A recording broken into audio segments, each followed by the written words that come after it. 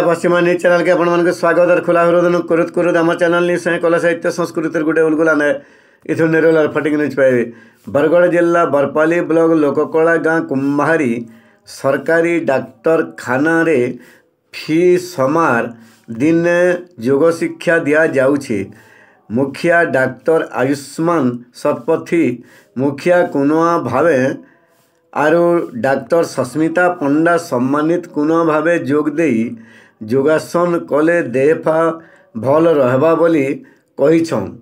योग गुरु सुभाष देहरी दूसरा कुनुआ भावे जोग देई योग शिक्षा करबार संगे योगरे जेते योग कले अंक बढ़तेल सेते जैसी हेले योगरे रोग छिड़तेल जीवा सेथिर लगी कहा जाइछे योगरे रोग विजोग हुए। फी समार 20 नु उपरे लोग योग शिक्षा नौथबार नजीर अच्छी। इथु डाक्तर खानार सबु कर्मचारी माने सहयोग करुछन।